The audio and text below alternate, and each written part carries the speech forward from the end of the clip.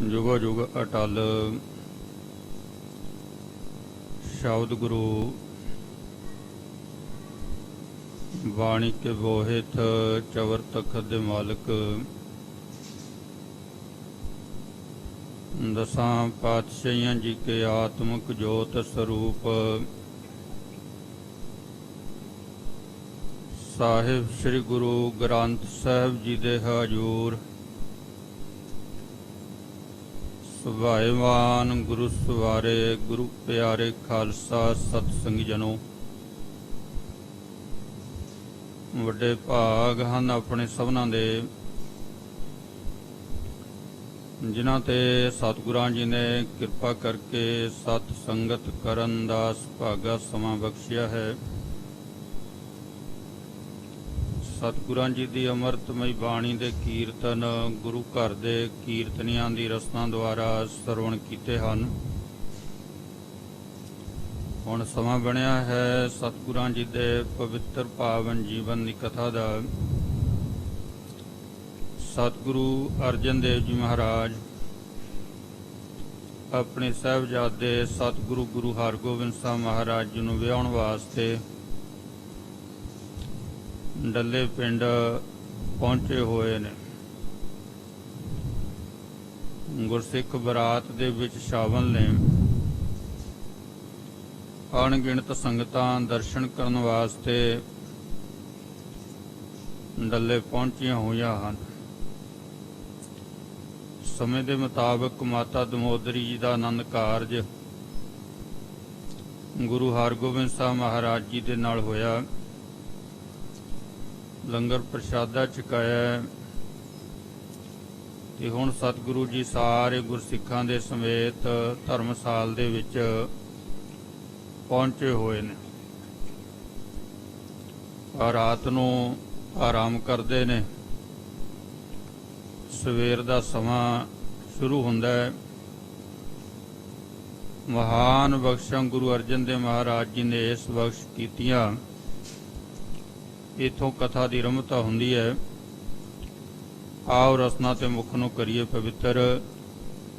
बोलो जी सतनाम श्री वाहिगुरु साहिब जी। सतनाम श्री वाहिगुरु साहिब जी। दोहरा सुख सो बीती जामनी, जाम रही जब आए।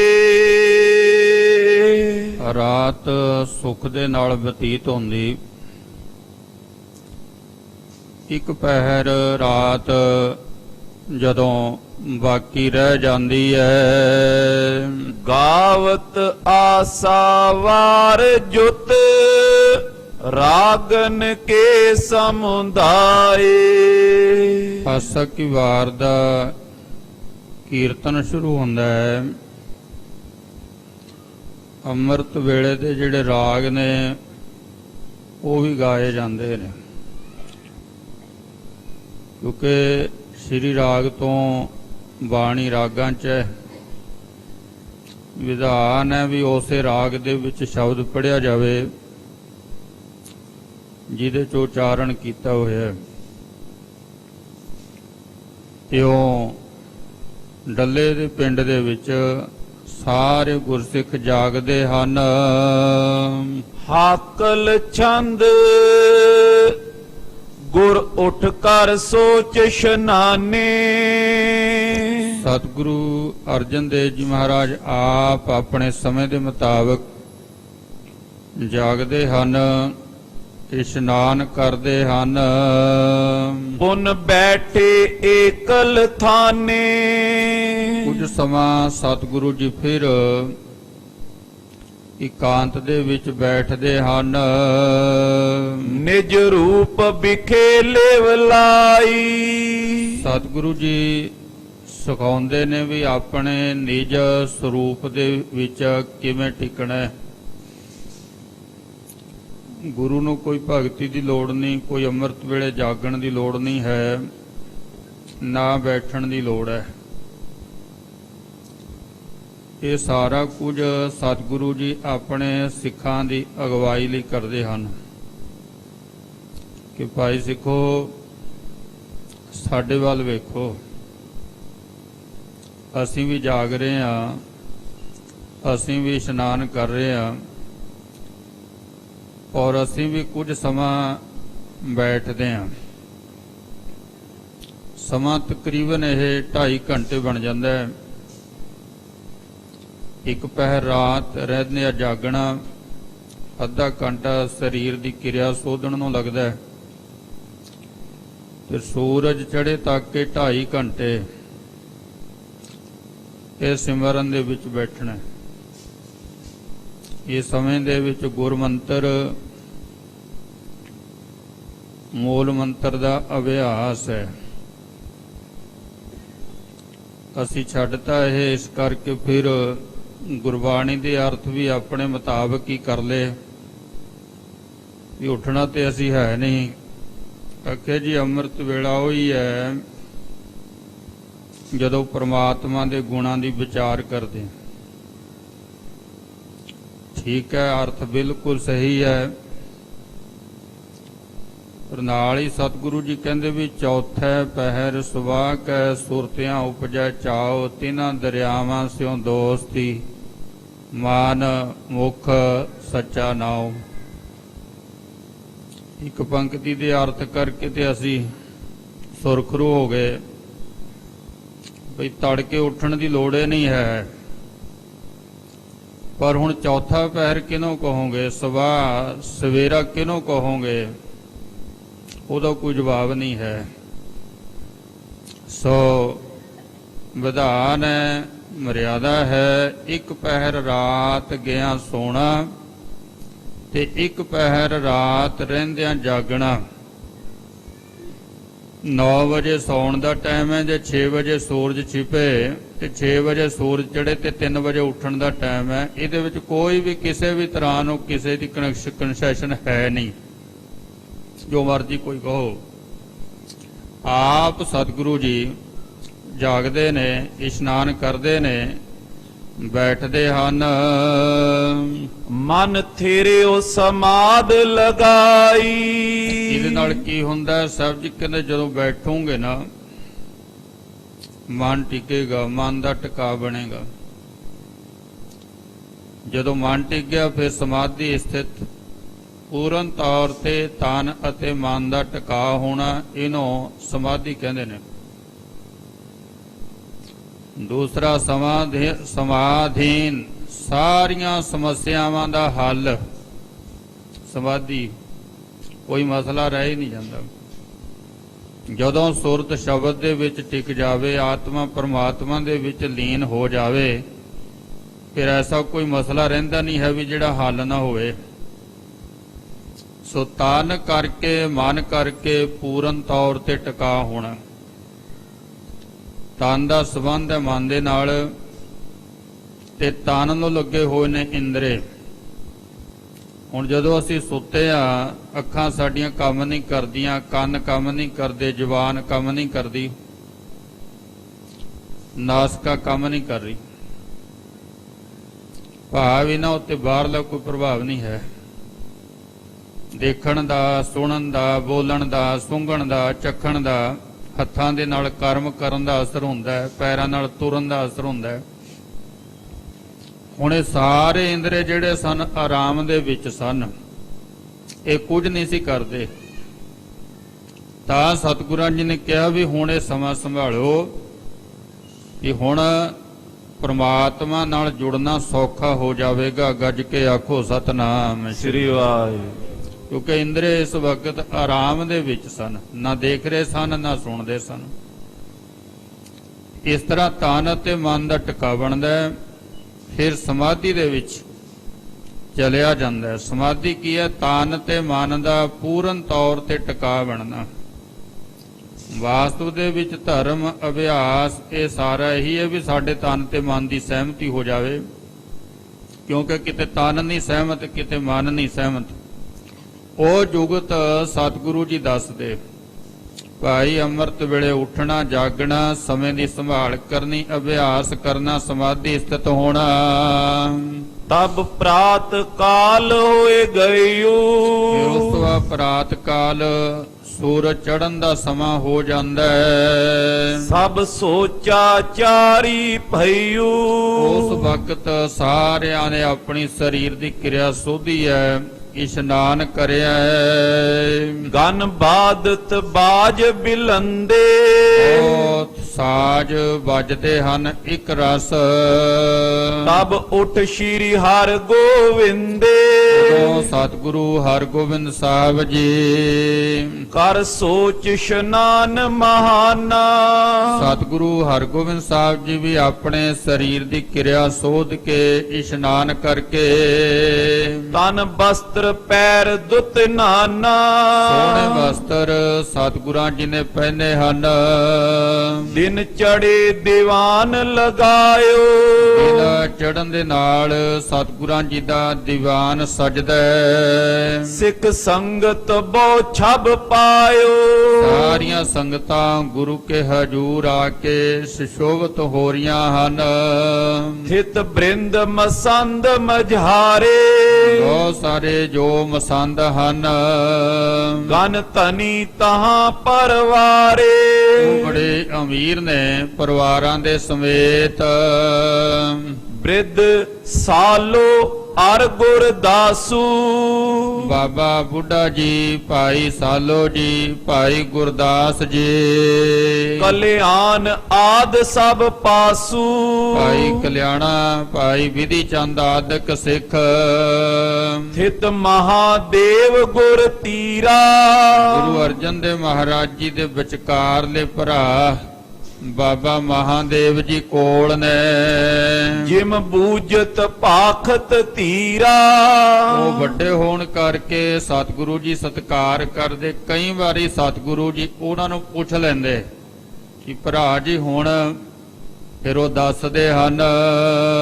ਤਬ ਡੱਲੇ ਗ੍ਰਾਮ ਮਝਾਰੀ, ਤਾਂ ਡੱਲੇ ਪਿੰਡ ਦੇ ਵਿੱਚ ਜਿਤਨੇ ਰਹਿਣ ਵਾਲੇ ਹਨ, ਸਿੱਖ ਸੰਗਤ ਬਸੇ ਸੋ ਸਾਰੀ, ਇਹ ਸਾਰਾ ਪਿੰਡ ਹੀ ਮਾਨੋ ਸਿੱਖਾਂ ਦਾ ਹੈ।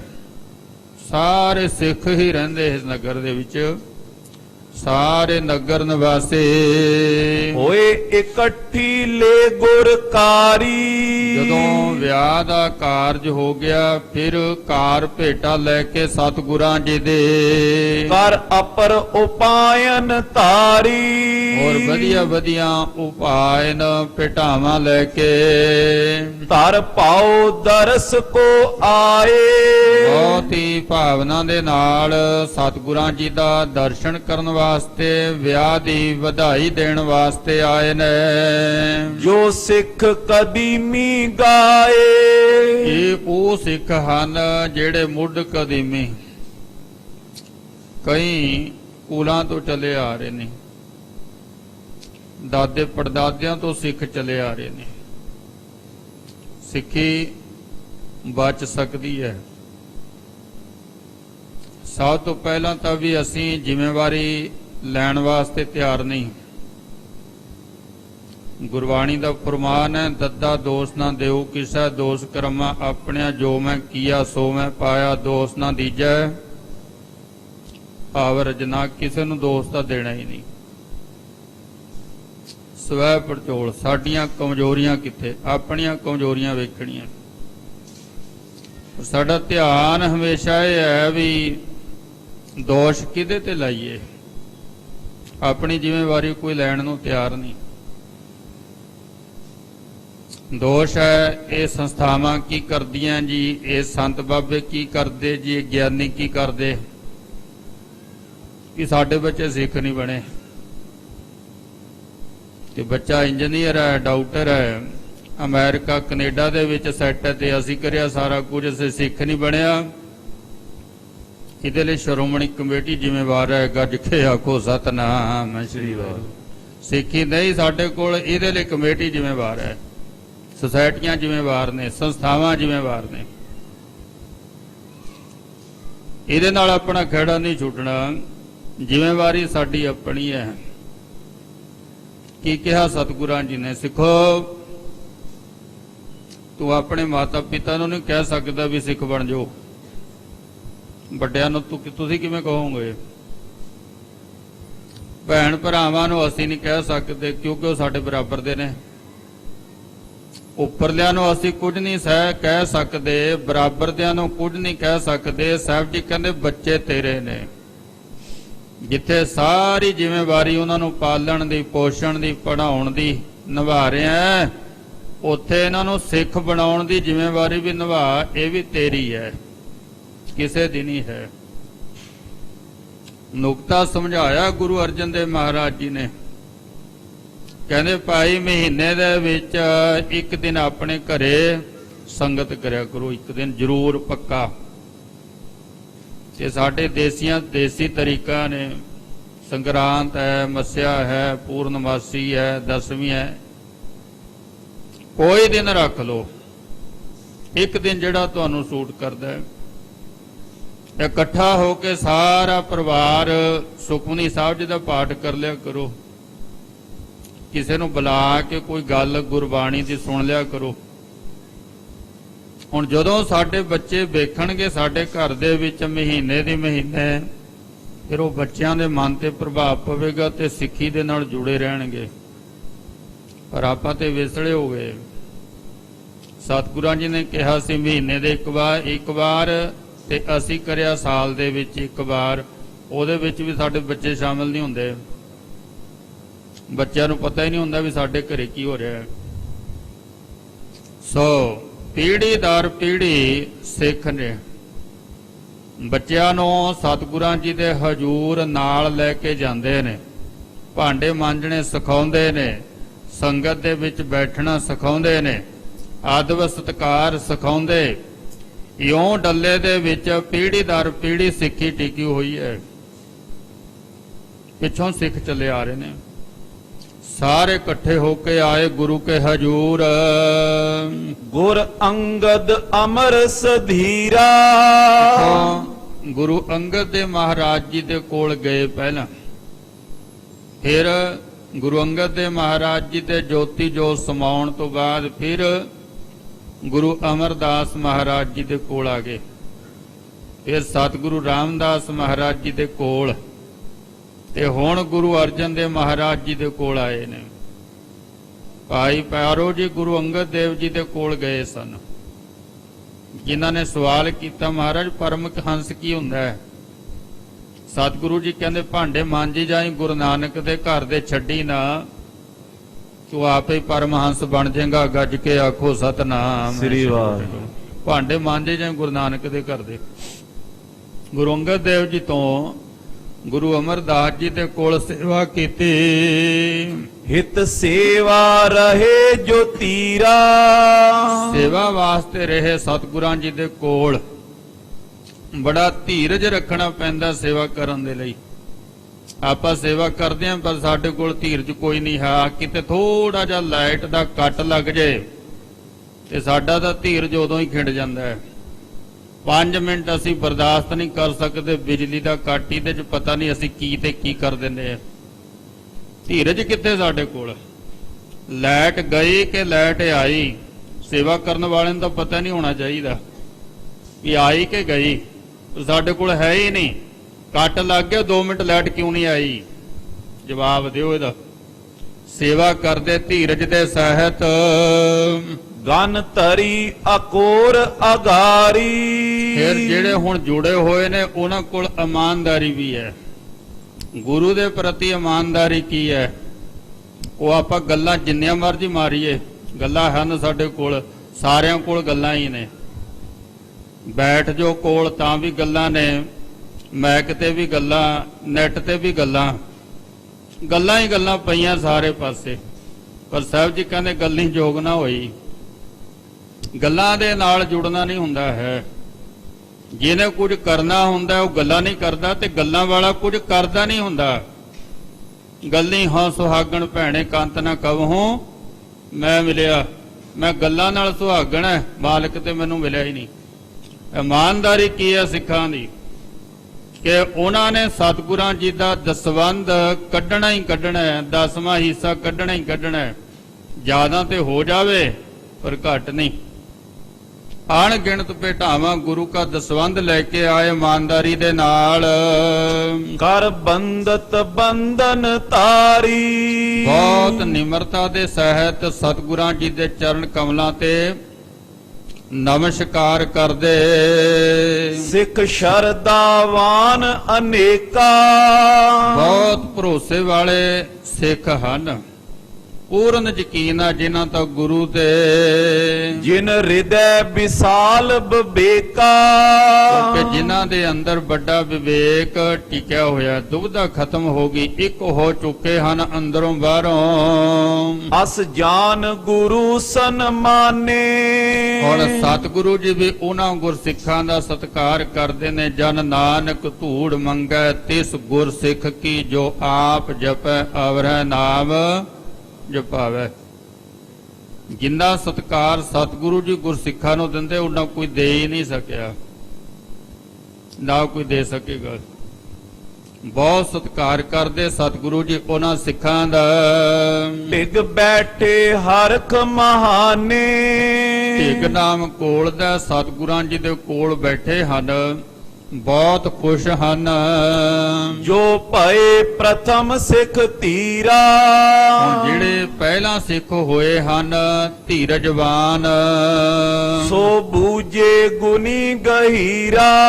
ਸਤਿਗੁਰੂ ਜੀ ਉਹਨਾਂ ਗੁਰਸਿੱਖਾਂ ਬਾਰੇ ਪੁੱਛਦੇ ਹਨ। ਕੋ ਭਇਓ ਮਹਿਦ ਗੁਰ ਪਿਆਰੋ। ਜਿਹੜੇ ਬਹੁਤ ਸਤਿਗੁਰਾਂ ਜੀ ਨੂੰ ਪਿਆਰੇ ਹੋਏ, ਬੜੀਆਂ ਬਖਸ਼ਾਂ ਸਤਿਗੁਰਾਂ ਜੀ ਦੀਆਂ ਜਿਨ੍ਹਾਂ ਨੇ ਪ੍ਰਾਪਤ ਕਰੀਆਂ, ਸੋ ਹਮਰੇ ਪਾਸ ਉਚਾਰੋ। ਸਤਿਗੁਰੂ ਜੀ ਕਹਿੰਦੇ ਸਿੱਖੋ ਤੁਹਾਨੂੰ ਤੁਸੀਂ ਭਾਈ ਸਾਨੂੰ ਉਹਨਾਂ ਗੁਰਸਿੱਖਾਂ ਬਾਰੇ ਦੱਸੋ ਜਿਨ੍ਹਾਂ ਨੇ ਪਹਿਲੇ ਗੁਰੂ ਸਾਹਿਬਾਨ ਜੀ ਦੇ ਕੋਲੋਂ ਬਖਸ਼ਾਂ ਪ੍ਰਾਪਤ ਕਰੀਆਂ, ਗੁਰੂ ਜੀ ਦੇ ਪਿਆਰ ਨੂੰ ਆਨੰਦ ਨੂੰ ਮਾਣਿਆ। ਅੱਜ ਕੀ ਕਹਿੰਦੇ ਪਹਿਲਾਂ ਇਹ ਇਤਿਹਾਸ ਬੰਦ ਕਰਾਓ। ਇਤਿਹਾਸ ਦੀ ਤਾਂ ਲੋੜ ਹੀ ਨਹੀਂ ਹੈ, ਗੱਜ ਕੇ ਆਖੋ ਸਤਨਾਮ ਸ੍ਰੀ ਵਾਹਿਗੁਰੂ। ਇਤਿਹਾਸ ਬੰਦ ਕਰਾਓ ਕਹਿੰਦੇ ਪਹਿਲਾਂ। ਭਈ ਕਿਵੇਂ ਬੰਦ ਹੋ ਜੂਗਾ ਇਤਿਹਾਸ? ਗੁਰੂ ਅਰਜਨ ਦੇਵ ਜੀ ਮਹਾਰਾਜ ਗਏ ਹੋਏ ਨੇ ਡੱਲੇ, ਤੇ ਹੁਣ ਸਤਿਗੁਰੂ ਜੀ ਉੱਥੇ ਕੀ ਪੁੱਛਦੇ ਨੇ ਸਿੱਖਾਂ ਨੂੰ? ਨਾਲੇ ਗੁਰੂ ਤੋਂ ਕੋਈ ਗੱਲ ਛੁਪੀ ਹੋਈ ਤਾਂ ਨਹੀਂ ਹੈ। ਜੋਤ ਤਾਂ ਉਹੀ ਹੈ ਨਾ ਜਿਹੜੀ ਗੁਰੂ ਨਾਨਕ ਸਾਹਿਬ ਜੀ ਤੋਂ ਚੱਲੀ ਆ ਰਹੀ ਹੈ। ਗੁਰੂ ਅਰਜਨ ਦੇਵ ਮਹਾਰਾਜ ਜੀ ਸਿੱਖਾਂ ਬਾਰੇ ਜਾਣਦੇ ਨਹੀਂ, ਸਾਰੇ ਸਿੱਖ ਉਹਨਾਂ ਦੇ ਅੰਦਰ ਬੈਠੇ ਨੇ। ਪਰ ਇਸ ਦੇ ਬਾਵਜੂਦ ਸਤਿਗੁਰੂ ਜੀ ਉੱਥੇ ਪੁੱਛਦੇ ਵੀ ਸਿੱਖੋ ਉਹਨਾਂ ਸਿੱਖਾਂ ਬਾਰੇ ਸੁਣਾਓ। ਤੇ ਗੁਰੂ ਜੀ ਨੂੰ ਇਹਦੇ ਵਿੱਚ ਕੀ ਲਾਭ ਹੋਣਾ ਹੈ? ਗੁਰੂ ਜੀ ਤਾਂ ਕੋਈ ਫਾਇਦਾ ਨਹੀਂ ਹੋਣਾ। ਇਹ ਸਾਡੇ ਭਲੇ ਦੀ ਖਾਤਰ ਸਤਿਗੁਰਾਂ ਜੀ ਨੇ ਪਰਉਪਕਾਰ ਕੀਤਾ ਵੀ ਸਾਡੇ ਅੰਦਰ ਕੋਈ ਲਗਨ ਪੈਦਾ ਹੋ ਜਾਵੇ ਆਪਣੇ ਵੱਡਿਆਂ ਦੀਆਂ ਕਥਾ ਕਹਾਣੀਆਂ ਸੁਣ ਕੇ। ਇਹ ਸਾਡੇ ਭਲੇ ਦੀ ਗੱਲ ਹੈ, ਸਾਡੇ ਲਈ ਨੇ। ਸੋ ਇਤਿਹਾਸ ਜ਼ਰੂਰੀ ਹੈ। ਇਹ ਗੱਲ ਠੀਕ ਹੈ ਵੀ ਇਤਿਹਾਸ ਸਹੀ ਹੋਣਾ ਚਾਹੀਦਾ, ਉਹਦੇ ਚ ਮਨਮਤ ਨਹੀਂ ਹੋਣੀ ਚਾਹੀਦੀ। ਪਰ ਇਹ ਨਹੀਂ ਵੀ ਇਤਿਹਾਸ ਹੀ ਖਤਮ ਕਰ ਦਿਓ, ਇਤਿਹਾਸ ਵੀ ਜ਼ਰੂਰੀ ਹੈ। ਦੋਵੇਂ ਗੱਲਾਂ ਨਾਲ ਹੀ ਚੱਲਣਗੀਆਂ। ਸੋ ਗੁਰਸਿੱਖੋ ਧੰਨੋ ਤੁਸੀਂ ਬਈ, ਤੁਹਾਡੇ ਵੱਡੇ ਧੰਨ। ਸੁਣਾਓ ਉਹਨਾਂ ਗੁਰਸਿੱਖਾਂ ਬਾਰੇ ਜਿਨ੍ਹਾਂ ਨੇ ਪਹਿਲੇ ਗੁਰੂ ਸਾਹਿਬਾਨ ਜੀ ਤੋਂ ਖੁਸ਼ੀਆਂ ਲਈਆਂ। ਸੁਨ ਸਿੱਖਨ ਜੋਰੇ ਹਾਥਾ। ਸਿੱਖ ਹੱਥ ਜੋੜ ਲੈਂਦੇ ਸਤਿਗੁਰਾਂ ਜੀ ਦਾ ਹੁਕਮ ਸੁਣ ਕੇ। ਇਸ ਗ੍ਰਾਮ ਦਾਸ ਗਨ ਨਾਥਾ। ਕਹਿਣ ਲੱਗੇ ਪਾਤਸ਼ਾਹ ਵੀ ਇਹ ਪੂਰੇ ਨਗਰ ਦੇ ਉੱਤੇ ਬੜੀਆਂ ਬਖਸ਼ਾਂ ਨੇ ਸਤਿਗੁਰਾਂ ਜੀ ਦੀਆਂ। ਉਹ ਦੱਸ ਰਹੇ ਨੇ ਵੀ ਇਹ ਸਿੱਖ ਕਿੰਨੇ ਰਹਿੰਦੇ ਇੱਥੇ, ਬੜੇ ਸਿੱਖ ਨੇ। ਸੋ ਸਿੱਖ ਹਨ ਬਹੁਤ ਜ਼ਿਆਦਾ। ਭਾ ਲਾਲੋ ਭਾਈ ਤੀਰਾ। ਕੌਣ? ਭਾਈ ਲਾਲੂ ਜੀ ਹੋਏ, ਭਾਈ ਧੀਰਾ ਜੀ ਹੋਏ। ਗੁਣ ਸਿੱਖੀ ਕੇ ਭਰਪੂਰਾ।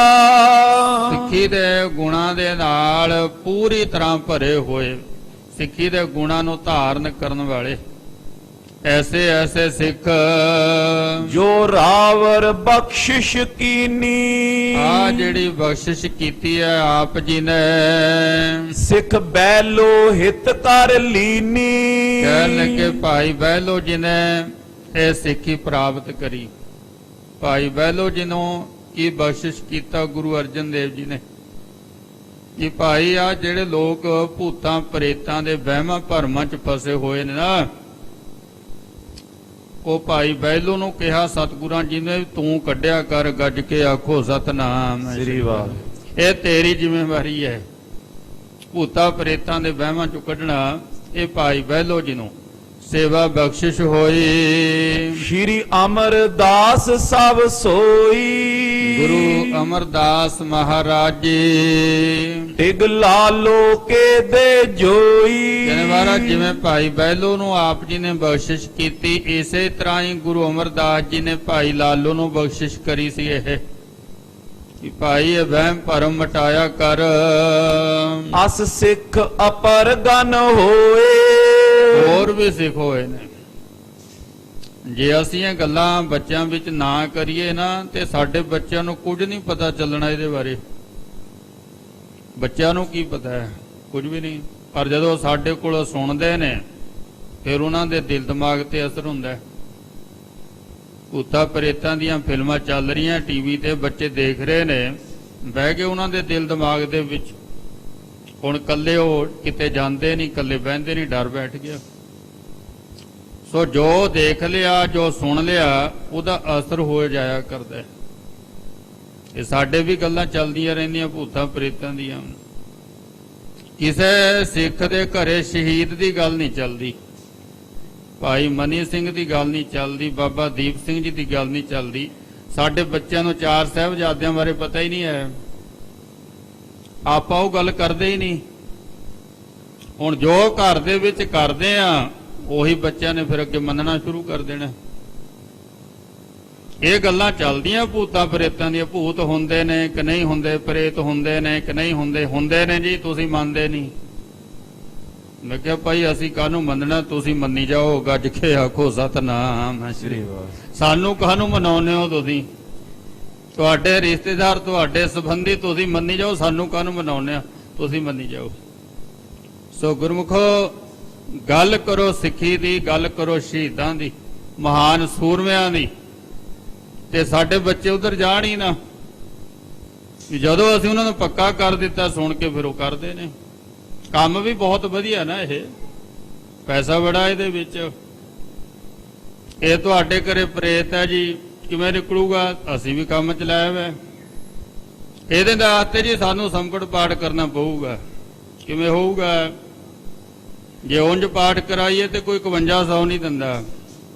ਇਹ ਜਦੋਂ ਬਾਬਾ ਜੀ ਕਹਿੰਦੇ ਵੀ ਸੰਪਟ ਪਾਠ ਕਰਾਉਣਾ ਫਿਰ 51000, ਮੁੜ ਕੇ ਇੱਕ ਵਾਰੀ 51000 ਲੱਗ ਗਿਆ ਤੇ ਪ੍ਰੇਤ ਤਾਂ ਘਰੇ ਮੁੜ ਕੇ ਵੜਦਾ ਹੀ ਨਹੀਂ ਹੈ। ਗੱਜ ਕੇ ਆਖੋ ਸਤਨਾਮ ਸ੍ਰੀ ਵਾਹਿਗੁਰੂ। ਜਾਂ 51000 ਨਿਕਲ ਗਿਆ ਜੇ ਵਿੱਚੋਂ, ਪ੍ਰੇਤ ਕਿੱਥੇ ਰਹੂਗਾ ਉੱਥੇ? ਹੋਰ ਕਹਿੰਦੇ ਹੁਣ ਨਾ ਕਿਉਂ ਵੀ ਪ੍ਰੇਤ ਆ ਘਰੇ, ਬਾਬਾ ਜੀ ਫੇਰ ਆ ਜਾਣੇ 51000 ਲੈਣ। ਮੈਨੂੰ ਇੱਕ ਕਹਿੰਦਾ ਜੀ ਮੈਂ 1.5 ਲੱਖ ਖਰਚ ਚੁੱਕਿਆ, ਕਹਿੰਦਾ ਪ੍ਰੇਤ ਨਹੀਂ ਨਿਕਲਿਆ। ਮੈਂ ਨਿਕਲਣਾ ਨਹੀਂ ਹੈ, ਤਿਆਰ ਕਰ ਲੈ 1.5 ਲੱਖ ਹੋਰ, ਬਾਬਾ ਜੀ ਫੇਰ ਆ ਰਹੇ ਆ। ਸੋ ਗੁਰਮੁਖੋ ਕੰਮ ਸਾਡਾ ਵੀ ਵਧੀਆ ਚੱਲਿਆ ਹੋਇਆ, ਇਹਦੇ ਨਾਲ ਵਪਾਰਕ ਬਣਾਇਆ ਇਹਨੂੰ, ਗੁਰਬਾਣੀ ਨੂੰ ਅਸੀਂ। ਇਹ ਤੁਹਾਡੇ ਘਰੇ ਪ੍ਰੇਤ, ਮੈਂ ਕਿਹਾ ਬਾਬਾ ਜੀ ਪ੍ਰੇਤ ਮੂਵੀ ਚ ਆਉਂਦਾ, ਬੜਿਆ ਨਿਕਲਿਆ ਗਿਆ, ਕੋਈ ਸਬੂਤ ਨਹੀਂ ਹੈ ਉਹਦਾ ਵੀ ਹੈ ਸੀ ਉਰੇ ਜਾਂ ਨਹੀਂ ਸੀ। ਉਹ ਕਿਹੜੇ ਵਿਚਾਰਾ ਦਿਖਾਈ ਦਿੰਦਾ ਕਿਸੇ ਨੂੰ? ਆਇਆ ਸੀ ਤਾਂ ਵੀ ਨਹੀਂ ਪਤਾ, ਨਿਕਲ ਗਿਆ ਤਾਂ ਵੀ ਨਹੀਂ ਪਤਾ। ਸੋ ਇਹ ਗੱਲਾਂ ਅਸੀਂ ਕਰਦੇ। ਸਤਿਗੁਰੂ ਜੀ ਕਹਿੰਦੇ ਵੀ ਸੇਵਾ ਲਾਈ ਸਤਿਗੁਰਾਂ ਜੀ ਨੇ ਭਾਈ ਲਾਲੋ ਦੀ, ਵੀ ਭਾਈ ਵਹਿਮਾਂ ਭਰਮਾਂ ਚੋਂ ਕੱਢਿਆ ਕਰ। ਹੈ ਆ, ਤੁਸੀਂ ਕੀ ਲੈਣਾ? ਰਹਿਣ ਦਿਓ, ਤੁਹਾਡਾ ਤਾਂ ਕੋਈ ਸੰਬੰਧ ਨਹੀਂ ਨਾ ਹੈ। ਤੁਸੀਂ ਸੰਬੰਧ ਬਣਾਓ ਗੁਰੂ ਦੇ ਨਾਲ, ਸੰਬੰਧ ਬਣਾਓ ਪ੍ਰਮਾਤਮਾ ਦੇ ਨਾਲ। ਤੁਸੀਂ ਕੁਝ ਨਹੀਂ ਲੈਣਾ ਇਹਨਾਂ ਗੱਲਾਂ ਤੋਂ। ਇਸ ਤਰ੍ਹਾਂ ਗੁਰੂ ਅਮਰਦਾਸ ਜੀ ਨੇ ਭਾਈ ਲਾਲੋ ਨੂੰ ਸੇਵਾ ਬਖਸ਼ੀ। ਇਹ ਜੋ ਗਿਨ ਬੇਤੇ ਬੋ ਜੋਏ। ਕਹਿਣ ਲੱਗੇ ਜਦੋਂ ਉਹਨਾਂ ਗੁਰਸਿੱਖਾਂ ਦੀ ਗਿਣਤੀ ਕਰਨਾ ਕਰੀਏ ਇਕ ਭਇਓ ਸੁਪਾਈ ਪਾਰੋ ਇੱਕ ਹੋਏ ਹਨ ਭਾਈ ਪਾਰੋ ਜੀ। ਗੁਰ ਅਮਰ ਕੇਰ ਬਹੁ ਪਿਆਰੋ ਗੁਰੂ ਅਮਰਦਾਸ ਮਹਾਰਾਜ ਜੀ ਨੂੰ ਬਹੁਤ ਹੀ ਪਿਆਰੇ, ਇਸ ਉਪਰ ਅਧਿਕ ਪ੍ਰਸੰਨੇ ਬਹੁਤ ਪ੍ਰਸੰਨ ਹੋਏ ਗੁਰੂ ਅਮਰਦਾਸ ਜੀ ਮਹਾਰਾਜ ਭਾਈ ਪਾਰੋ ਤੇ। ਗੁਰ ਪਾਣਾ ਜਿਨ ਮਨ ਮੰਨੇ ਕਿਹੜੀ ਗੱਲ ਤੋਂ ਸਤਿਗੁਰੂ ਜੀ ਖੁਸ਼ ਹੋਏ, ਸੋ ਸਿੱਖ ਸਖਾ ਬੰਧ ਪਹਿ ਭਾਈ, ਜੇ ਗੁਰ ਕੇ ਭਾਣੇ ਵਿੱਚ ਆਵੇ ਆਪਣੇ ਭਾਣੇ ਜੋ ਚੱਲੇ ਭਾਈ, ਵਿਛੜ ਚੋਟਾ ਖਾਵੇ। ਭਾਈ ਪਾਰੋ ਜੀ ਭਾਣੇ ਦੇ ਵਿੱਚ ਰਹਿਣ ਵਾਲੇ, ਇਸ ਕਰਕੇ ਸਤਿਗੁਰੂ ਜੀ ਖੁਸ਼ ਹੋਏ ਉਹਨਾਂ ਤੇ। ਔਰ ਗਿਆਨ ਮਹਿਦ ਗੰਭੀਰੰਗ ਗਿਆਨ ਦੇ ਵਿੱਚ ਬੜੇ ਗੰਭੀਰ ਡੂੰਘੇ ਭਾਈ ਪਾਰੋ ਜੀ। ਨਿਤ ਨਿਸ਼ਚਲ ਮਨ ਔਰ ਧੀਰੰਗ ਇਹਨਾਂ ਦਾ ਸਤਿਗੁਰਾਂ ਜੀ ਤੇ ਪੂਰਨ ਭਰੋਸਾ, ਰੰਚਕ ਮਾਤਰ ਵੀ ਨਹੀਂ ਸੀ ਅੰਦਰ ਮੈਲ। ਇਸ ਗੁਰਤਾ ਦੇਵਨ ਲਾਗੇ ਗੁਰੂ ਅਮਰਦਾਸ ਜੀ ਮਹਾਰਾਜ ਉਹਨਾਂ ਨੂੰ ਵੇਖ ਕੇ ਇੱਕ ਦਿਨ ਕਹਿਣ ਲੱਗੇ, ਭਾਈ ਪਾਰੋ ਬਈ ਤੇਰੀ ਭਗਤੀ ਬਹੁਤ ਹੋ ਗਈ। ਕੋਈ ਘੰਟਾ ਬਹਿੰਦਾ ਹੋਣਾ, 2 ਘੰਟੇ, ਕੋਈ 6 ਘੰਟੇ, ਕੋਈ 8, ਕੋਈ 12 ਵੀ ਬਹਿੰਦਾ ਹੋਣਾ। ਸਾਡਾ ਮਲਟੀਪਲਾਈ ਕਈ ਗੁਣਾ ਹੁੰਦਾ ਹੈ। ਕਿੰਨਾ ਸਮਾਂ ਅਸੀਂ ਰਹਿੰਦੇ ਗੁਰੂ ਘਰ ਦੇ ਵਿੱਚ? 1 ਘੰਟਾ, ਤੇ ਇਹਦੇ ਬਣਾਉਨੇ ਆ ਅਸੀਂ 24 ਘੰਟੇ। ਜੇ 1 ਘੰਟਾ ਮਹੀਨੇ ਆਇਆ, ਕਹਿੰਦਾ ਜੀ ਮਹੀਨਾ ਹੋ ਗਿਆ ਮੈਨੂੰ ਗੁਰਦੁਆਰੇ ਜਾਂਦੇ ਨੂੰ, ਕਮਾਲ ਹੋ ਗਈ। ਘੰਟੇ 30 ਤੇ 24 ਦੇ ਨਾਲ ਐਵੇਂ ਗੁਣਾ ਕਰਤਾ, ਗੱਜ ਕੇ ਆਖੋ ਸਤਨਾਮ ਸ੍ਰੀ ਵਾਹਿਗੁਰੂ। ਉਹ ਦਿਨ ਰਾਤ 24 ਘੰਟੇ ਦਾ ਹੁੰਦਾ, ਜੇ ਦਿਨ ਵੀ ਲਾਈਏ ਤਾਂ ਵੀ 12 ਘੰਟੇ ਬਣਦੇ। ਅਸੀਂ ਕਈ ਗੁਣਾ ਕਰ ਦਿੰਨੇ ਆ ਇਹਨੂੰ। ਔਰ ਤਨ ਕਰਕੇ ਰਿਹਾ, ਮਨ ਕਰਕੇ ਰਿਹਾ ਕਿ ਨਹੀਂ ਰਿਹਾ, ਇਹ ਤਾਂ ਪਤਾ ਹੀ ਨਹੀਂ ਹੈ। ਹਿਸਾਬ ਲਾਇਓ ਹੁਣ ਸਾਡੀ ਕਿੰਨੀ ਕੁ ਸੇਵਾ ਹੈ, ਕਿੰਨੀ ਕੁ ਸਾਡੀ ਭਗਤੀ ਹੈ। ਗੁਰੂ ਅਮਰਦਾਸ ਜੀ ਮਹਾਰਾਜ ਕਹਿੰਦੇ ਭਾਈ ਪਾਰੋ ਨੂੰ, ਭਾਈ ਪਾਰੋ ਤੇਰੀ ਭਗਤੀ ਇੰਨੀ ਹੋ ਗਈ, ਕਿੰਨੇ ਅੰਦਾਜ਼ਾ ਨਹੀਂ ਲਾ ਸਕਦੇ। ਬਈ ਹੁਣ ਤੂੰ ਚੌਥਾ ਪਾਤਸ਼ਾਹ ਬਣ ਸਕਦਾ ਹੈ। ਅਸੀਂ ਤੇਰੇ ਅੰਦਰ ਜੋਤ ਰੱਖਣ ਲੱਗੇ ਹਾਂ, ਤੈਨੂੰ ਗੁਰੂ ਰਾਮਦਾਸ ਬਣਾਉਣ ਲੱਗੇ ਹਾਂ। ਗੱਜ ਕੇ ਆਖੋ ਸਤਨਾਮ ਸ੍ਰੀ ਵਾਹਿਗੁਰੂ।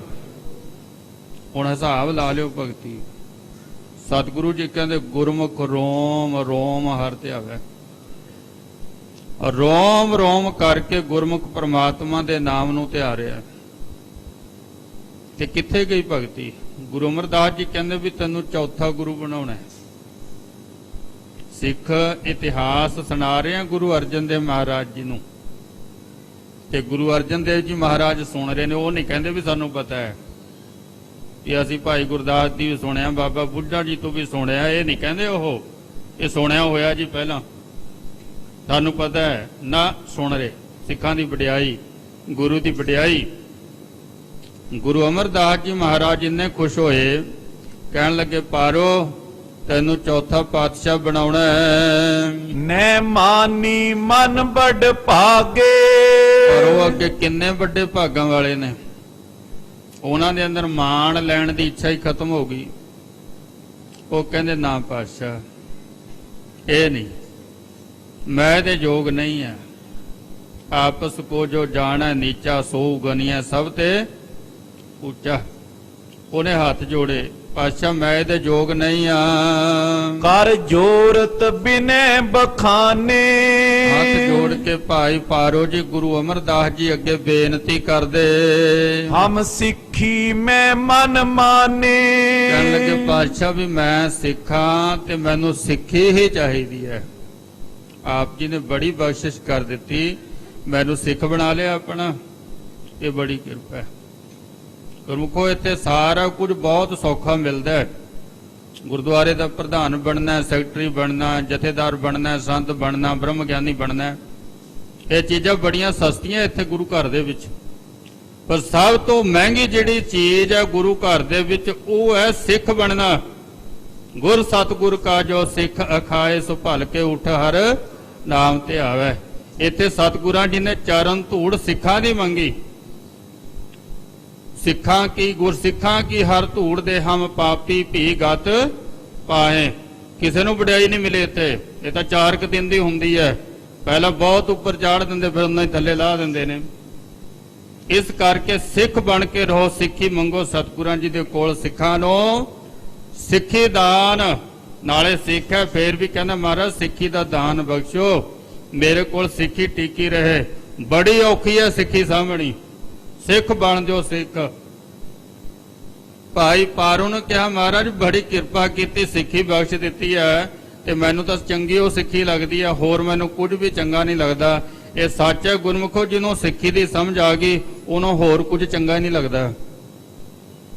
ਜਿਹਨੂੰ ਸਿੱਖੀ ਮਿਲ ਗਈ ਨਾ ਉਹ ਕਹਿੰਦਾ ਇਸ ਤੋਂ ਉੱਪਰ ਕੋਈ ਚੀਜ਼ ਨਹੀਂ ਹੈ। ਪਰ ਜਿਹਨੂੰ ਸਿੱਖੀ ਦੀ ਸਮਝ ਨਹੀਂ ਆਈ ਉਹ ਫਿਰ ਤੁਰੇ ਫਿਰਦੇ ਨੇ ਵੀ ਕਿਤੇ ਕੋਈ ਮਿਲੇ ਜਾਵੇ, ਥੋੜਾ ਜਿਹਾ ਕਿਣਕਾ ਕਿਧਰੋਂ, ਲੋਕਾਂ ਦੇ ਵਿੱਚ ਮਸ਼ਹੂਰੀ ਮੇਰੀ ਹੋ ਜਾਵੇ, ਆ 5-4 ਫੋਟੋਆਂ ਹੀ ਲੱਗ ਜਾਣ ਅਖਬਾਰ ਦੇ ਵਿੱਚ। ਉਹ ਇੱਥੇ ਹੀ ਖੜਿਆ ਹੈ, ਹਲੇ ਸਿੱਖੀ ਦੀ ਸਮਝ ਨਹੀਂ ਆਈ। ਸਿੱਖਾਂ ਨੇ ਸਿੱਖੀ ਨੂੰ ਸਮਝਿਆ। ਭਾਈ ਪਾਰੋ ਹੱਥ ਜੋੜ ਕੇ ਕਹਿਣ ਲੱਗੇ ਪਾਤਸ਼ਾਹ ਸਿੱਖੀ ਬਖਸ਼ੀ ਹੈ, ਸਿੱਖੀ ਹੀ ਮੈਨੂੰ ਚੰਗੀ ਲੱਗਦੀ ਹੈ। ਇਹ ਤੁਮ ਹੀ ਕੋ ਬਨ ਆਵੇ, ਹਮ ਸੇਵਕ ਸੇਵਕ ਕਮਾਵੇ। ਗੱਜ ਕੇ ਆਖੋ ਸਤਨਾਮ ਸ੍ਰੀ ਵਾਹਿਗੁਰੂ। ਸਤਿਗੁਰੂ ਇਹ ਗੁਰਿਆਈ ਆਪ ਜੀ ਨੂੰ ਹੀ ਬਣ ਆਉਂਦੀ ਹੈ।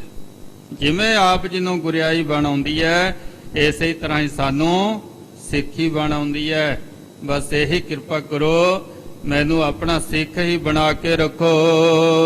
ਸੁਨ ਅਮਰਦਾਸ ਗੁਰ ਭਾਖਾ, ਸਤਿਗੁਰੂ ਅਮਰਦਾਸ ਜੀ ਮਹਾਰਾਜ ਕਹਿਣ ਲੱਗੇ ਜੋ ਤੇਰੀ ਅਸ ਅਭਿਲਾਖਾ। ਭਾਈ ਜੇ ਤੇਰੀ ਇਸ ਤਰ੍ਹਾਂ ਦੀ ਅਭਿਲਾਖਾ ਇੱਛਾ ਹੈ ਤੋ ਤਨ ਕੋ ਤਿਆਗ ਸਮਾਵੋ। ਗੁਰੂ ਜੀ ਕਹਿੰਦੇ ਵੀ ਹੁਣ ਇੱਕ ਮਿਆਨ ਦੇ ਵਿੱਚ 2 ਕਿਰਪਾਨਾਂ ਪੈਣੀਆਂ ਨਹੀਂ। ਭਾਈ ਜੇ ਤੂੰ ਸਾਨੂੰ ਆਪਣੇ ਅੰਦਰ ਨਹੀਂ ਨਾ ਬਿਠਾਉਂਦਾ ਫਿਰ ਤੈਨੂੰ ਸਾਡੇ ਅੰਦਰ ਬੈਠਣਾ ਪਵੇਗਾ। ਕਹਿੰਦਾ ਮਹਾਰਾਜ ਇਹ ਗੱਲ ਠੀਕ ਹੈ, ਦਰਿਆ ਸਮੁੰਦਰ ਦੇ ਵਿੱਚ ਸਮਾ ਜਾਵੇ, ਅਨੇਕਾਂ ਹੀ ਸਮਾਉਂਦੇ ਨੇ, ਕੋਈ ਗੱਲ ਨਹੀਂ, ਪਰ ਜੇ ਕਿਤੇ ਸਮੁੰਦਰ ਦਰਿਆ ਵੱਲ ਨਾ ਹੋ ਜਾਏ ਦਰਿਆ ਤਾਂ ਉਛਲ ਜਾਊਗਾ, ਬੇਬਸ ਹੋ ਜਾਏਗਾ। ਇਹ ਠੀਕ ਹੈ ਮਹਾਰਾਜ, ਮੈਨੂੰ ਆਪਣੇ ਅੰਦਰ ਬਿਠਾ ਲਓ, ਪਰ ਮੈਂ ਨਹੀਂ ਆਪ ਜੀ ਨੂੰ ਆਪਣੇ ਅੰਦਰ ਬਿਠਾ ਸਕਦਾ, ਮੇਰੀ ਸਮਰੱਥਾ ਨਹੀਂ ਹੈ ਤੁਹਾਨੂੰ ਮੈਂ ਝੱਲ ਸਕਾਂ। ਸਾਹਿਬ ਜੀ ਕਹਿੰਦੇ ਠੀਕ ਹੈ।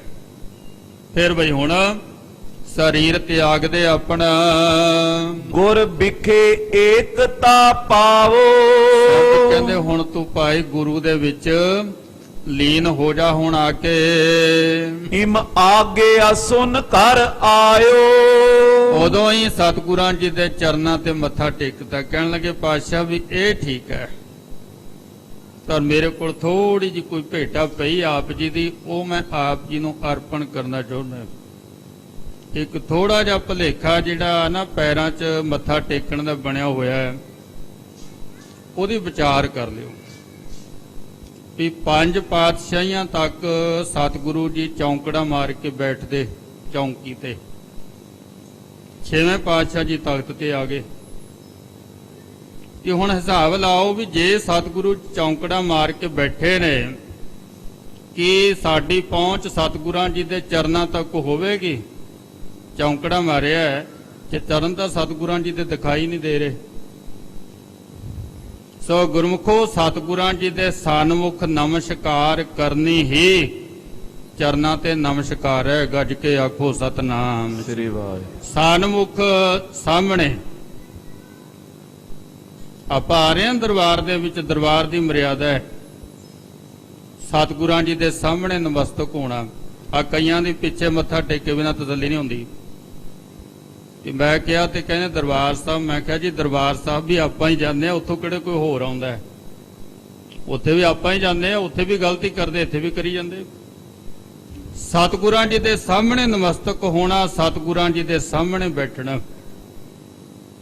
ਆ ਕਈ ਪੋਥੀ ਲੈ ਕੇ ਪਿੱਛੇ ਬੈਠੇ ਹੁੰਦੇ, ਜਿਹੜਾ ਨਲਾਇਕ ਬੱਚਾ ਹੁੰਦਾ ਨਾ ਫਿਰ ਉਹ ਕਲਾਹ ਚ ਪਿੱਛੇ ਜਾ ਕੇ ਬਹਿੰਦਾ, ਨਿਤਨੇਮ ਘਰੇ ਕਰਿਆ ਨਹੀਂ ਹੈ, ਨਲਾਇਕ ਹੈ। ਇਹ ਹੁਣ ਆ ਕੇ ਪਿੱਛੇ ਬਹਿ ਗਿਆ, ਗੱਜ ਕੇ ਆਖੋ ਸਤਨਾਮ ਸ੍ਰੀ ਵਾਹਿਗੁਰੂ। ਇਹ ਨਲਾਇਕੀ ਹੈ। ਨਿਤਨੇਮ ਕਰਨਾ ਸਾਡਾ ਘਰ ਦਾ ਕੰਮ ਹੈ, ਗੁਰਦੁਆਰੇ ਦਾ ਕੰਮ ਨਹੀਂ ਹੈ। ਨਿਤਨੇਮ ਘਰੋਂ ਕਰਕੇ ਆਓ। ਇੱਥੇ ਆ ਕੇ ਤਾਂ ਆਪਾਂ ਸਤਿਗੁਰਾਂ ਜੀ ਦੀ ਬਾਣੀ ਨੂੰ ਸੁਣਨਾ ਹੈ, ਵਿਚਾਰ ਨੂੰ ਸੁਣਨਾ ਹੈ, ਕਥਾ ਨੂੰ ਸੁਣਨਾ ਹੈ। ਸੁਣਨ ਵਾਸਤੇ ਆਏ ਆ, ਸੁਣਾਉਣ ਵਾਸਤੇ ਨਹੀਂ ਇੱਥੇ ਗੁਰੂ ਨੂੰ ਕੁਝ ਵੀ ਆਏ। ਸੁਣੋ ਸਤਿਗੁਰੂ ਜੀ ਕੀ ਕਹਿੰਦੇ ਹਨ, ਸੁਣ ਕੇ ਜੀਵਨ ਦੇ ਵਿੱਚ ਬਦਲਾਅ ਆਵੇਗਾ। ਸੋ ਇਹ ਜਿਹੜਾ ਸਾਡਾ ਭੁਲੇਖਾ ਵੀ ਚਰਨਾਂ ਤੇ ਮੱਥਾ ਟਿਕਾਉਣਾ, ਟੇਕਣਾ ਟਿਕਾਉਣਾ ਸਿੱਖ ਦਾ ਕੰਮ ਨਹੀਂ ਹੈ। ਸਾਨੂੰ ਹੁਕਮ ਹੈ ਵੀ ਆਗੇ ਆਵਤ ਸਿੰਘ ਜੋ ਆ ਪਾਵੇ, ਵਾਹਿਗੁਰੂ ਜੀ ਕੀ ਫਤਿਹ ਬੁਲਾਵੇ। ਜਿਹੜਾ ਅੱਗੇ ਸਿੱਖ ਆ ਰਿਹਾ ਫਤਿਹ ਬੁਲਾਉਣੀ, ਮੱਥਾ ਟੇਕਣ ਦਾ ਕੀ ਕੰਮ ਹੈ ਵੀ? ਕੋਈ ਮੱਥਾ ਟਿਕਾਵੇ ਜਾਂ ਸਿੱਖ ਮੱਥਾ ਟੇਕੇ, ਦੋਵੇਂ ਕਰੈਤੀਏ ਨੇ, ਕਿਉਂਕਿ ਦੋਵੇਂ ਗੁਰੂ ਦੀ ਰਹਿਤ ਵਿੱਚ ਨਹੀਂ ਹਨ। ਜਦ ਗੁਰੂ ਜੀ ਦਾ ਹੁਕਮ ਹੈ। ਆ ਕਈ ਮਹਾਂਪੁਰਸ਼ਾਂ ਦੀਆਂ ਫੋਟੋਆਂ ਦੇ ਚਰਨਾਂ ਨੂੰ ਚੁੱਕੀ ਫਿਰਦੇ। ਮੈਂ ਕਿਹਾ ਕੀ ਬਣੂਗਾ ਇਹਦੇ ਨਾਲ? ਜੇ ਬਣਦਾ ਤੇ ਕੁਝ ਅੰਦਰ ਲੈ ਜਾ ਇਹਨੂੰ। ਸੋ ਸਮਝੋ, ਤਰੀਕੇ ਨਾਲ ਸਮਝੋ। ਸਤਿਗੁਰੂ ਜੀ ਚੌਂਕੜਾ ਮਾਰ ਕੇ ਬੈਠੇ ਆ। ਸਤਿਗੁਰਾਂ ਜੀ ਦੇ ਸਨਮੁਖੀ ਨਮਸਕਾਰ ਹੁੰਦੀ, ਤਖਤ ਤੇ ਬੈਠੇ ਆ ਵੀ ਨਮਸਤਕਾਰ ਸਾਹਮਣੇ ਹੁੰਦੇ। ਹੁਣ ਵੀ ਸਤਿਗੁਰਾਂ ਜੀ ਦੇ ਹਜ਼ੂਰ ਉਸੇ ਤਰ੍ਹਾਂ ਹੀ ਆਪਾਂ ਨਮਸਤਕ ਹੋ ਰਹੇ ਹਾਂ। ਇਹ ਹੱਥਾਂ ਨਾਲ ਛੂਹਣ ਵਾਲਾ ਵਿਸ਼ਾ ਨਹੀਂ ਹੈ। ਸੋ ਭਾਈ ਪਾਰੋ ਜੀ ਨੇ ਸਤਿਗੁਰਾਂ ਜੀ ਦੇ ਚਰਨਾਂ ਤੇ ਮੱਥਾ ਟੇਕਦਾ ਬੈਠੇ ਗੁਰੂ ਜੀ ਚੌਂਕੜਾ ਮਾਰ ਕੇ ਨਮਸਕਾਰ ਕੀਤੀ। ਇਹ ਠੀਕ ਹੈ ਪਾਤਸ਼ਾਹ, ਮੈਨੂੰ ਆਗਿਆ ਦਿਓ, ਥੋੜਾ ਜਿਹਾ ਕਾਰਜ ਹੈ ਉਹ ਮੈਂ ਕਰ ਲਵਾਂ। ਤਤ ਛਿਨ ਤਨ ਤਜਿਓ ਸਮਾਇਓ। ਸਤਿਗੁਰਾਂ ਜੀ ਦੇ ਬਚਨ ਨੂੰ ਸੰਭਾਲਿਆ ਬੜੀ ਛੇਤੀ ਦੇ ਨਾਲ। ਇੱਕ ਬੜਵਾ ਚਪਲ ਬਲੀ ਹੈ। ਆਗੇ ਸ੍ਰੀ ਗੋਇੰਦਵਾਲ ਸਾਹਿਬ ਤੋਂ ਭਾਈ ਪਾਰੋ ਜੀ ਕਿੱਥੇ? ਆਪਣੇ ਪਿੰਡ ਡੱਲੇ, ਜਿੱਥੇ ਇਸ ਵਕਤ ਗੁਰੂ ਅਰਜਨ ਦੇਵ ਜੀ ਮਹਾਰਾਜ ਬੈਠੇ ਨੇ। ਆ ਕੇ ਉਹਨਾਂ ਨੇ ਕਿਹਾ, ਭਾਈ ਸਿੱਖੋ ਵੀ ਥੋੜੀ ਜੀ ਸੇਵਾ ਹੈ। ਇੱਕ ਤਾਂ ਇਹ ਜਿਹੜੀ ਘੋੜੀ ਹੈ ਉਹ ਮੈਂ ਸਤਿਗੁਰਾਂ ਜੀ ਨੂੰ ਅਰਪਣ ਕਰਨੀ। ਮੈਂ ਇਹਨੂੰ ਪਾਲਿਆ, ਇਹਨੂੰ ਸੰਭਾਲਿਆ, ਪਰ ਮੈਂ ਇਹਦੇ ਤੇ ਸਵਾਰੀ ਨਹੀਂ ਕਰੀ। ਮੇਰੀ ਇੱਛਾ ਸੀ ਇਹ ਵੀ ਇਹ ਵਰਤਣ ਦੇ ਯੋਗ ਹੋ ਜਾਵੇ ਤੇ ਗੁਰੂ ਸਤਿਗੁਰੂ ਜੀ ਹੀ ਇਹਦੀ ਅਸਵਾਰੀ ਕਰਨ, ਆਪ ਨਹੀਂ ਸੀ ਵਰਤਦੇ। ਭਾਈ ਇਹ ਸਤਿਗੁਰਾਂ ਜੀ ਨੂੰ ਅਰਪਣ ਕਰਨੀ ਹੈ। ਜੇ ਸਾਹਮਣੇ ਔਰ ਭਲੀ ਹੈ। ਕਹਿੰਦੇ ਵੀ ਕੈਸੀ ਇਹ ਘੋੜੀ, ਬੜੀ ਸਿਆਣੀ। ਘੋੜੀਆਂ ਤਾਂ ਬਹੁਤ ਨੇ, ਪਰ ਇਹਦੇ ਵਰਗੀ ਘੋੜੀ ਕੋਈ ਨਹੀਂ ਹੋਣੀ। ਸੋ ਅਮਰ ਗੁਰੂ ਟਿਗ ਭੇਜੀ। ਉਹ ਘੋੜੀ ਜਿਹੜੀ ਆ ਭਾਈ ਪਾਰੋ ਜੀ ਨੇ ਸਤਿਗੁਰੂ ਅਮਰਦਾਸ ਮਹਾਰਾਜ ਜੀ ਨੂੰ ਅਰਪਣ ਕੀਤੀ।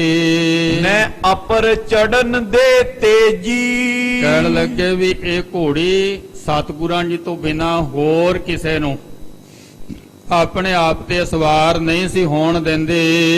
ਬਿਕ ਆਪਣੇ ਟਿਗ ਰੱਖ ਲੀਨੀ। ਇਸ ਕਰਕੇ ਸਤਿਗੁਰਾਂ ਜੀ ਨੇ ਆਪਣੇ ਕੋਲ ਰੱਖੇ।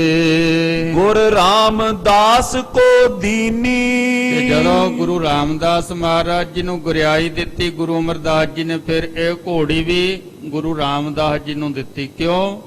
ਕਿਉਂਕਿ ਹੋਰ ਤਾਂ ਇਸ ਘੋੜੀ ਤੇ ਕੋਈ ਸਵਾਰ ਨਹੀਂ ਹੋ ਸਕਦਾ। ਗੁਰੂ ਅਮਰਦਾਸ ਜੀ ਦੇ ਪੁੱਤਰ ਦਾਤੂ ਜੀ ਆਏ, ਉਹਨੇ ਕਿਹਾ ਵੀ ਘੋੜੀ ਲੈ ਚੱਲੀਏ, ਸਿਆਣੀ ਬਹੁਤ ਹੈ।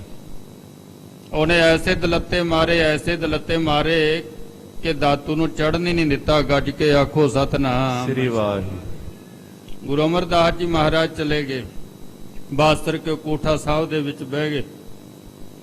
ਸੰਗਤਾਂ ਨੇ ਬਾਬਾ ਬੁੱਢਾ ਜੀ ਨੂੰ ਬੇਨਤੀ ਕੀਤੀ, ਸਤਿਗੁਰਾਂ ਜੀ ਦੇ ਦਰਸ਼ਨ ਕਰਾਓ। ਗੁਰੂ ਨਾਨਕ ਸਾਹਿਬ ਜੀ ਦੀ ਬਖਸ਼ਿਸ਼, ਤੁਹਾਨੂੰ ਪਤਾ ਹੈ ਵੀ ਗੁਰੂ ਕਿੱਥੇ ਹੈ। ਬਾਬਾ ਬੁੱਢਾ ਜੀ ਕਦੇ ਜ਼ਾਹਰ ਨਹੀਂ ਸੀ ਕਰਦੇ। ਕਹਿੰਦੇ ਸਿੱਖੋ ਇਹ ਘੋੜੀ ਬਹੁਤ ਸਿਆਣੀ ਹੈ। ਇਹ ਕਹਿੰਦੇ ਇਹਨੂੰ ਛੱਡ ਦਿਓ। ਘੋੜੀ ਨੂੰ ਨਵਾਇਆ, ਸ਼ਿੰਗਾਰਿਆ ਤੇ ਛੱਡਤੀ। ਜਾ ਕੇ ਗਵਾਲੇ ਦੇ ਕੋਠੇ ਦੀਆਂ ਪਰਿਕਰਮਾ ਸ਼ੁਰੂ ਕਰ ਦਿੱਤੀਆਂ। ਘੋੜੀ ਬੜੀ ਸਿਆਣੀ। ਸਿੱਖ ਸੁਣਾ ਕਥਾ, ਕਹਿਣ ਲੱਗੇ ਪਾਤਸ਼ਾਹ ਬੜੀ ਸਿਆਣੀ ਘੋੜੀ। ਉਹ ਭਾਈ ਪਾਰੋ ਜੀ ਨੇ ਅਰਪਣ ਕੀਤੀ ਸੀ ਗੁਰੂ ਅਮਰਦਾਸ ਜੀ ਨੂੰ। ਭਾਈ ਪਾਰੋ ਜੀ ਨੇ ਅਰਪਣ ਕੀਤੀ ਸੀ, ਬੜੀ ਸਿਆਣੀ, ਇਹੋ ਜੀ ਹੋਰ ਨਹੀਂ ਸੀ ਕੋਈ। ਸ਼੍ਰੀ ਅਮਰਦਾਸ ਕੇ ਸ਼੍ਰੀ ਅੰਮ੍ਰਿਤਸਰ ਕੇ ਥਾਨਾ ਜੋ ਸਤਿਗੁਰਾਂ ਜੀ ਦਾ ਅਸਥਾਨ ਹੈ ਸ੍ਰੀ ਅੰਮ੍ਰਿਤਸਰ ਸਾਹਿਬ, ਤਿਸ ਚੜ ਕੇ ਕੀਨਸ ਪਿਆਨਾ। ਜਦੋਂ ਗੁਰੂ ਰਾਮਦਾਸ ਜੀ ਮਹਾਰਾਜ ਗੁਰੂ ਬਣ ਕੇ ਗੋਇੰਦਵਾਲ ਸਾਹਿਬ ਤੋਂ ਗਏ ਨਾ, ਇਸੇ ਘੋੜੀ ਤੇ ਸਵਾਰ ਹੋ ਕੇ ਗਏ ਜਿਹੜੀ ਭਾਈ ਪਾਰੋ ਨੇ ਭੇਟਾ ਕੀਤੀ ਸੀ। ਦੋਹਰਾ ਸੋ ਭਾਈ ਪਾਰੋ ਭਇਓ ਵੱਡੋ ਨਾਰਾਇਣ ਦਾਸ। ਕਹਿਣ ਲੱਗੇ ਪਾਤਸ਼ਾਹ ਵੀ ਇਹ ਜਿਹੜੇ ਭਾਈ ਨਾਰਾਇਣ ਦਾਸ ਜੀ ਨੇ ਨਾ, ਜਿਨ੍ਹਾਂ ਦੀ ਲੜਕੀ ਆਪ ਜੀ ਦੀ ਨੂੰਹ ਬਣੀ ਹੈ ਮਾਤਾ ਦਮੋਦਰੀ, ਇਹਨਾਂ ਦੇ ਵੱਡੇ ਸਨ ਉਹ ਭਾਈ ਪਾਰੋ ਜੀ। ਕਿਉਂਕਿ ਭਾਈ ਪਾਰੋ ਜੀ ਕਹਿੰਦੇ ਮਹਾਰਾਜ ਆਪਣੇ ਅੰਦਰ ਸਮਾ ਲਓ। ਭਾਈ ਪਾਰੋ ਜੀ ਸਰੀਰ ਛੱਡ ਕੇ ਗੁਰੂ ਅਮਰਦਾਸ ਮਹਾਰਾਜ ਜੀ ਦੇ ਅੰਦਰ ਟਿਕ ਗਏ। ਪਰ ਨਾਲ ਹੀ ਬਚਨ ਸਤਿਗੁਰਾਂ ਜੀ ਨੇ ਕਿਹਾ ਵੀ ਤੇਰੇ ਨਾਲ ਸੰਬੰਧ ਤੇ ਸਾਡਾ ਹੁਣ ਬਣ ਗਿਆ, ਸਮਾਂ ਆਉਣ ਤੇ ਪ੍ਰਗਟ ਹੋਵੇਗਾ। ਇਹ ਬਚਨ ਸੀ ਗੁਰੂ ਅਮਰਦਾਸ ਜੀ ਦਾ। ਜਦੋਂ ਗੁਰੂ ਅਰਜਨ ਦੇਵ ਜੀ ਮਹਾਰਾਜ ਆਪਣੇ ਸਾਹਿਬਜ਼ਾਦੇ ਗੁਰੂ ਹਰਗੋਬਿੰਦ ਸਾਹਿਬ ਮਹਾਰਾਜ ਜੀ ਨੂੰ ਵਿਆਹਣ ਵਾਸਤੇ ਆਏ, ਕਹਿਣ ਲੱਗੇ ਪਾਤਸ਼ਾਹ ਬਚਨ ਸੀ। ਇਹਨਾਂ ਦੇ ਵੱਡੇ ਨੇ ਭਾਈ ਪਾਰੋ ਜੀ। ਜਿਸ ਕੀ ਤਨੁਜਾ ਨਿਜ ਤਨੁਜ ਵਿਆਹੀ ਤਰੇ ਹੁਲਾਸ। ਉਸੇ ਅੰਸ਼ ਵੰਸ਼ ਦੇ ਵਿੱਚੋਂ ਹਾਨੇ ਬੀਬੀ ਜੀ ਜੋ ਆਪ ਜੀ ਦੇ ਪੁੱਤਰ ਦੇ ਨਾਲ ਵਿਆਹੀ ਗਈ ਹੈ। ਹਾਕਲ ਛੰਦ ਅਬ ਸਭ ਸਿੱਖਨ ਕੀ ਬਿਨਤੀ। ਇਸ ਤਰ੍ਹਾਂ ਸਤਿਗੁਰਾਂ ਜੀ ਨੇ ਉਹਨਾਂ ਗੁਰਸਿੱਖਾਂ ਦਾ ਜੀਵਨ, ਉਹਨਾਂ ਦੇ ਨਾਮ ਸੁਣੇ। 72 ਸਿੱਖਾਂ ਦਾ ਜ਼ਿਕਰ ਹੈ ਇਤਿਹਾਸ ਦੇ ਵਿੱਚ, ਤੇ 22 ਮੰਜੀਆਂ ਦੇ ਵਿੱਚ 4 ਮੰਜੀਆਂ ਵੀ ਗੁਰੂ ਅਮਰਦਾਸ ਮਹਾਰਾਜ ਜੀ ਨੇ ਡੱਲੇ ਨਿਵਾਸੀਆਂ ਨੂੰ ਦਿੱਤੀਆਂ ਸਨ। ਏਡੀ ਵੱਡੀ ਬਖਸ਼ਿਸ਼ ਸਿੱਖੀ ਹੈ। ਸਤਿਗੁਰਾਂ ਜੀ ਦੀ ਸਾਂਝ ਸਿੱਖ ਦੇ ਨਾਲ ਹੈ, ਸਿੱਖੀ ਦੇ ਨਾਲ ਹੈ।